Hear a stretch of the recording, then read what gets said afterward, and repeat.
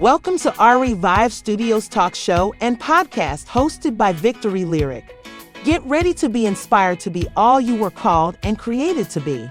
Join us as we showcase nationwide artisans and their unique stories. This is your opportunity to explore creativity with diverse crafts, recipes, and tutorials with practical tips for unleashing your artistic side. Let's get ready for spiritual upliftment, healing stories, miracles, and divine goodness. Get ready for an amazing segment of ArieVive Studios talk show and podcast with host Victory Lyric.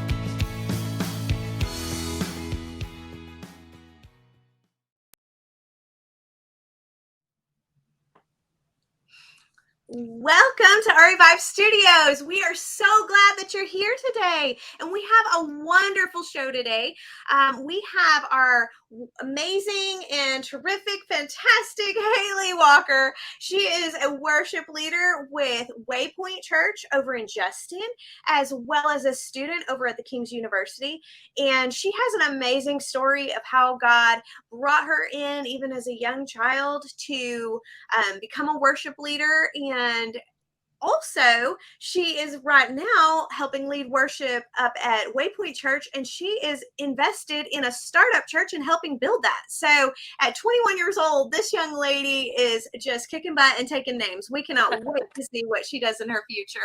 So Haley, thank you so much for coming today. I'm so glad that you're here. Thank you for having me. I'm really excited to be here. Oh, well, we have a few questions for you today, and I would just love to, kind of learn more about you and kind of what got you started in worship leading. So tell me, did you always dream of being a worship leader, or did you have another career in mind like many of us do as little kids? Yes. So I almost basically always knew that I was going to be in music and worship leading from the time I was about 4 years old. The church I grew up at is Rose Heights Church in Tyler, Texas. And I have one of my earliest memories. Like I said, I was 4 years old. I was with my mom in, what I called the big service on a Sunday morning with all the adults. And I remember just watching the worship pastor that was there at the time. His name is David Berryhill. I just remember watching him on stage singing and playing the piano and just being so passionate about singing about the Lord and to the Lord. And I already loved music at the time, but I saw that and it all just fell into place for me in my mind, even though I was only 4 years old. I fell in love with it. I wanted to be that. I wanted to be leading people in worship. I wanted to be on stage singing. And so I basically just grew up doing that in church at Rose Heights when I was in children's ministry, in preschool or in elementary school. If there was a talent show or a class show and tell thing or anything like that, any opportunity I could take to be in front of people and to sing, whether it was about Jesus or a song that I made up or, a song that I learned, I would take it. There were multiple times throughout my childhood and when I was a preteen, especially where I got stage fright. Okay. And so whether it was someone kind of picked on me for singing or the way I sang or the way I looked or just anything about me or my presence, I took a step back and I didn't do it, or at least I wouldn't do it by myself. I would want to do it with my twin sister, Jordy, or I was in children's choir at my church growing up. So there was a point where I stepped back from it and didn't want to do it as much because of that, but I still loved it. And even when things like that would happen, I think in the back of my head, I always knew. So fast forwarding a little bit to middle school, I'm in the church's youth group, which was called Connect Student Ministries. And, they're wanting to have some of the students be leading on the worship team. And my sister, who is the more outgoing one of us two, kind of always has been, she, jumped at the chance got up there, started doing it. I was more hesitant to do it because of the stage fright. Like I had said, I had been picked on or ridiculed, and it just took my confidence away from it. And so I wasn't doing it. I didn't feel confident in myself to do it, even though I knew it's what I wanted to do and it's what I loved. And so finally, when I was, I believe I was in 7th or 8th grade at the time, and I finally got up on stage, and I wasn't leading a song. I was just one of the people singing. And I had, a few different people afterwards, a few of the students, a few of our leaders come up to me and, say, "Hey, great job. You sounded amazing." And, it just it was just some of those little things from the people around me that helped build me back up to the point where I felt like I could lead again. Yes. And so, the little blessings, the little encouragements along the way that people yes. don't realize are so important. Mm-hmm. Yet it's keeping somebody from their destiny. The ugly things that people say and the positive things that people say, can build or break. Yeah. The tongue holds life and death. Exactly. Not just to, not just physical, but to people's, giftings and callings and where they're at in their lives, their mental health, like all these things. Absolutely. Yeah. Well, it's such a good, a good testimony though, that when you do speak life, I mean, it makes quite a difference even, Yes. in your life right now. So at this point in time, you are over at the King's University. Yes. Tell us a little bit about that, kind of how you ended up there, how you got the bravery to like, oh, I'm going to go to school and do this. So, oh goodness, where do I start?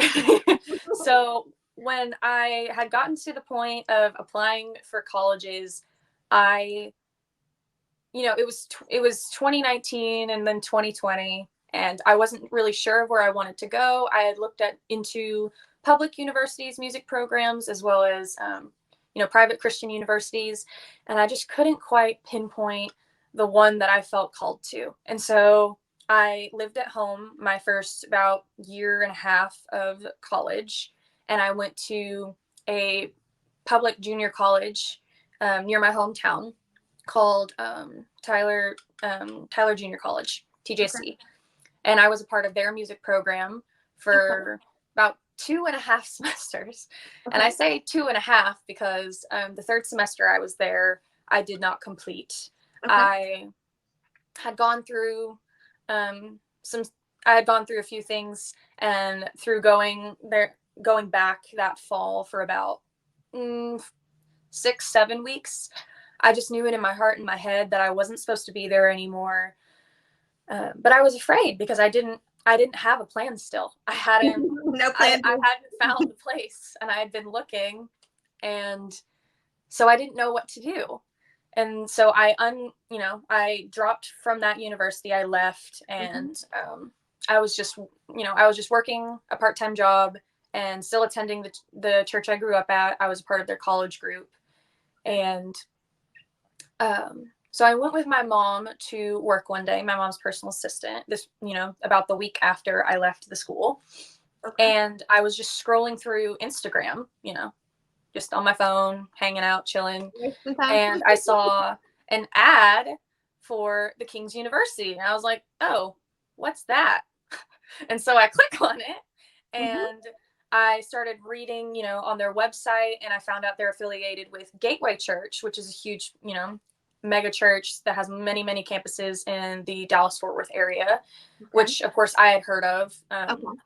And my mom has gone to their women's conferences. And so I'd heard about it. I'd never been to a service in person, but I'd watched some of them online before.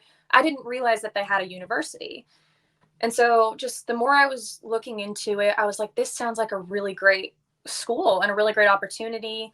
I'm more introverted of a person, and it's a smaller private Christian university. And I was like, that probably would be a really safe place for me to make friends and to learn and grow. Okay. For me, the introvert's perspective, right? Yeah. And so they have this experience that they call the TKU experience, where you can come and schedule a tour of the campus. You get to sit in on one of the classes. They have many, we have many different degree programs there, but they'll sit you in on a class. You'll get to have a talk with the advisors and be able to ask questions. And then you will be able to sit in on one of the chapels, which they have every single Wednesday. And so this was so it was still around the time of kind of COVID, and they were just now kind of bringing things back, right? Mm-hmm.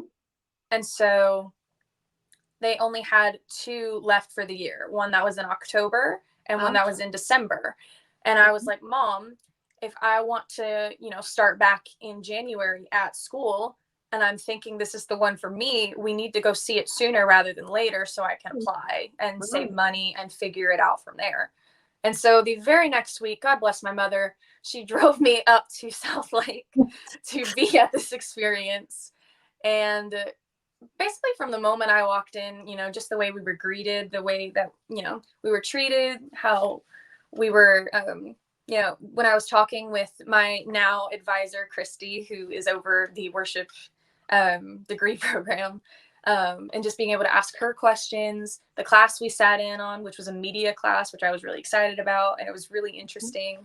And then going into chapel and just seeing the students lead worship, I knew that was the place for me. Mm-hmm. And so I was so happy and elated on the drive home. I was like, this is it. This is the place. I figured out how to apply, and now I'm here. Awesome. Well, I'm glad that you're here because we've got to know each other. Yes. So Haley and I are at the same church, at Waypoint Church in Justin, Texas. And so she has been a part from the beginning of building this church and helping it from the startup. So tell me a little bit about the adventures of that experience and kind of how it's helped you grow and form you as a worship leader. Yes. Okay. So I got connected to Waypoint through the church plant pastors who were my former youth pastors for about 5 years. So they were with me all throughout high school. And I was really excited. They were excited to hear that I, was moving up there for school. I was excited to hear that they were planting a church.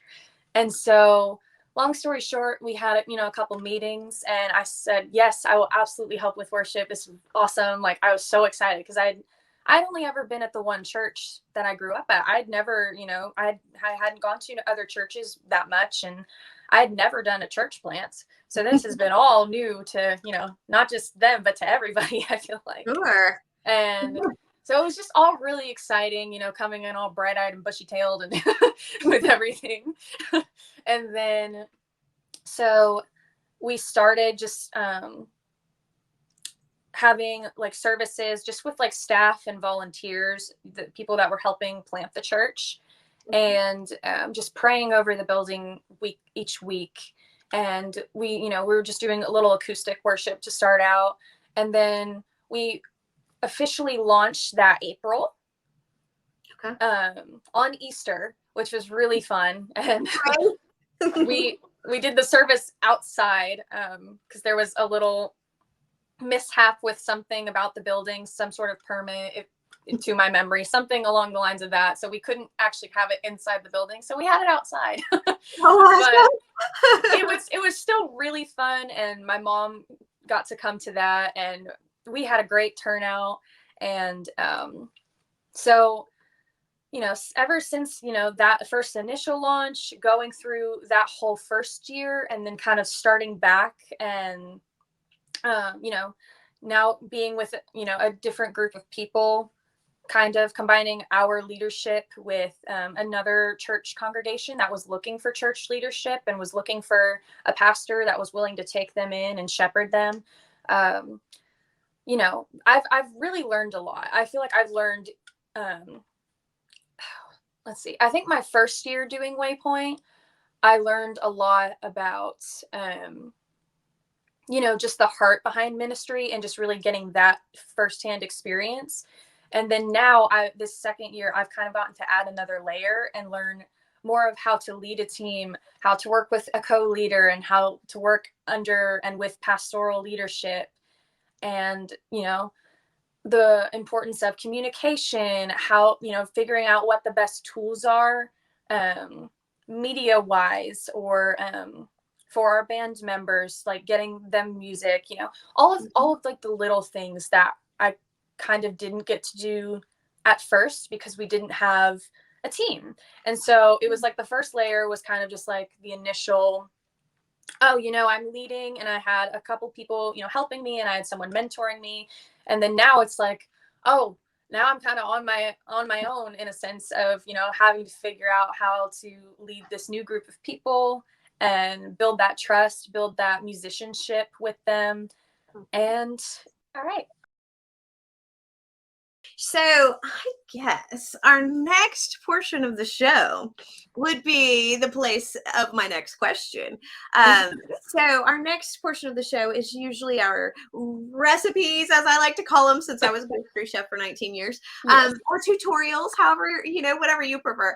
But hey, and I'm going to put you on the spot here, but my tutorial that I would like to hear from you is, how does one, like me, for instance, look like a pro, like you do when you step on the stage? I don't see the little girl who was at Rose Heights who was having stage fright or feeling insecure. I don't see her. I see a bold, confident woman who just grabs the mic and like belts it. But I struggle with stage fright. And so I guess the question for the audience is, because I know a lot of people struggle with stage fright, how do you get past that? Because I would have never, ever led worship if I hadn't been thrown in and had to face it because of my stage fright. Right. So what are some practical tips that you use to work through that?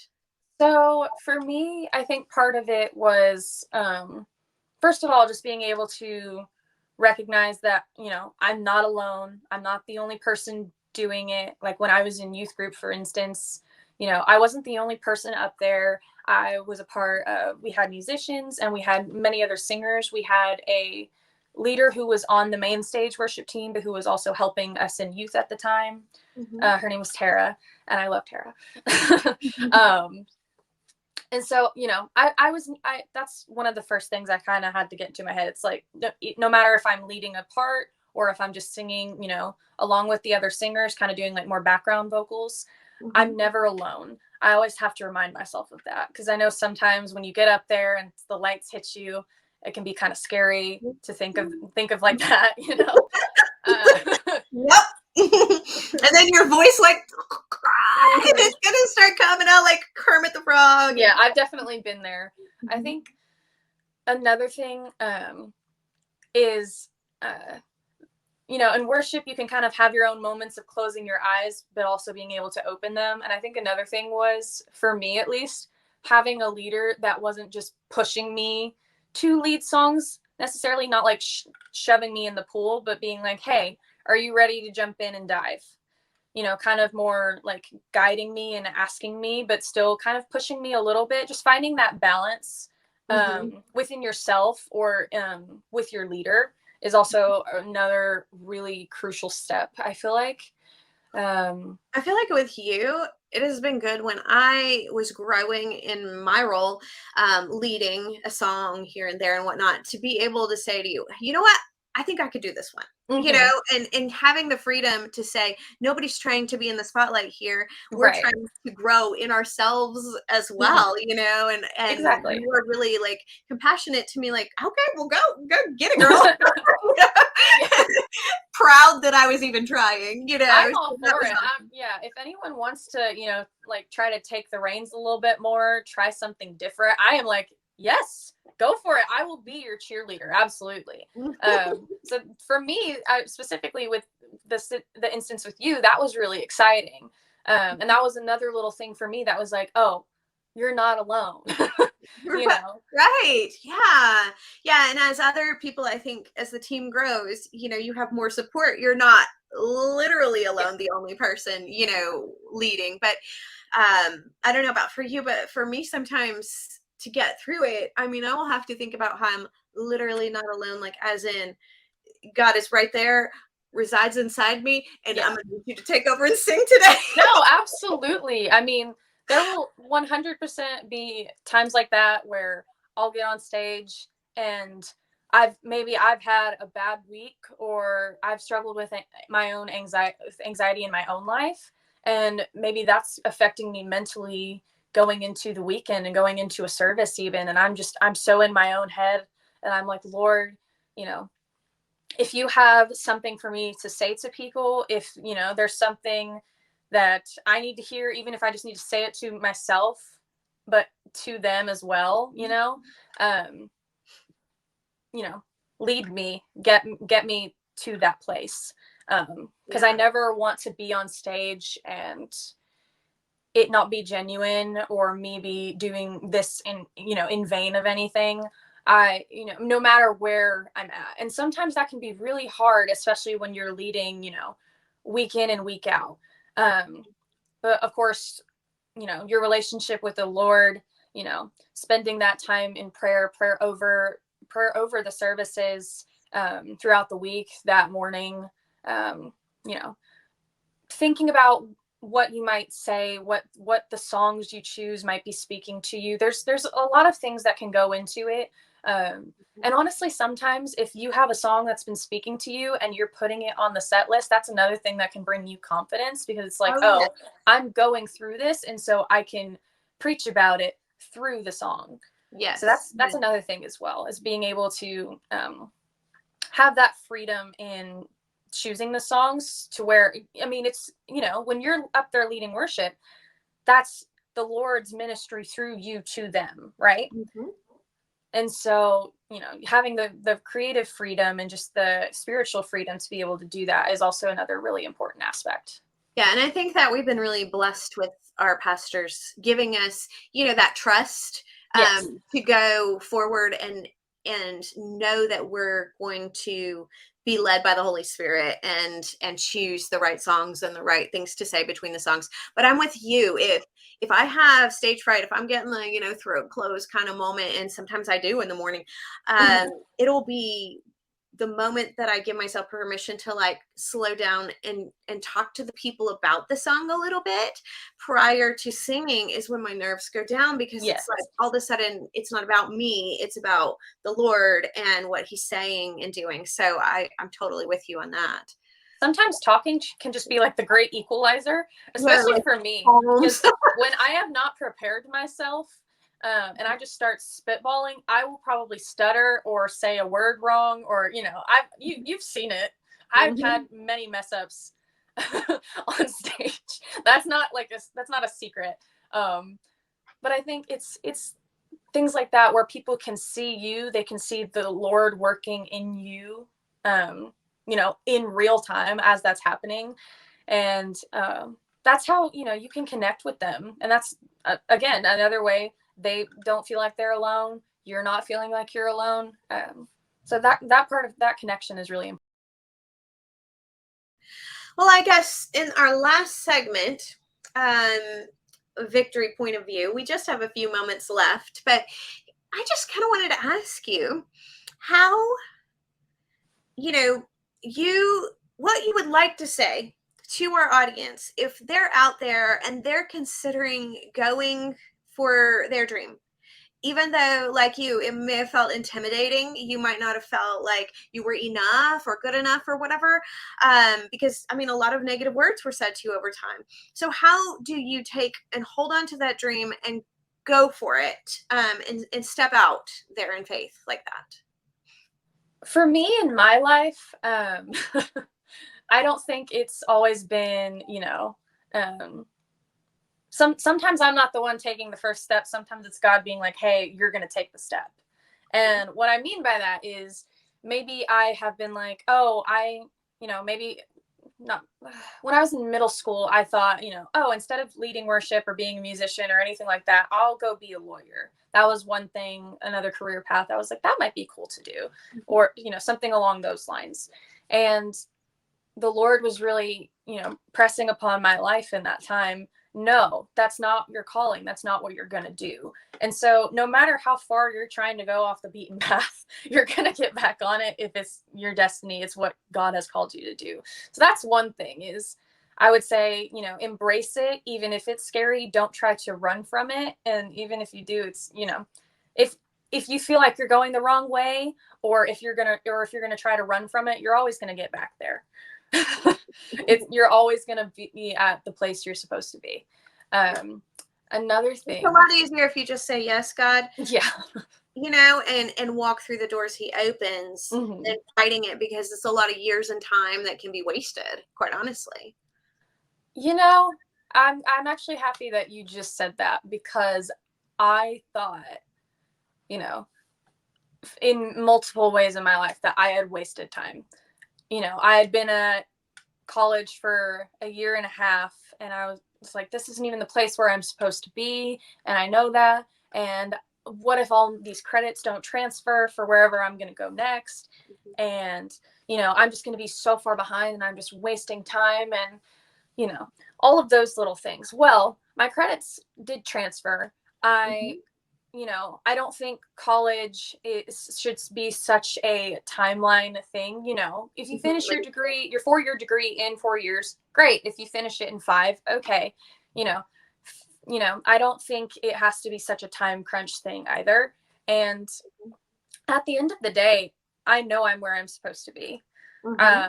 And while sometimes I can, you know, look at it and be, you know, be like, oh, you know, have those moments. I'm not, you know, my sister's graduating this coming May, and technically that would be when I was supposed to be graduating too. And I'm like, oh, I'm a semester behind, but it's like, no, I'm right where I'm supposed to be, and that's okay. Yeah. And sometimes the detours are a beautiful place of learning as well. Yes.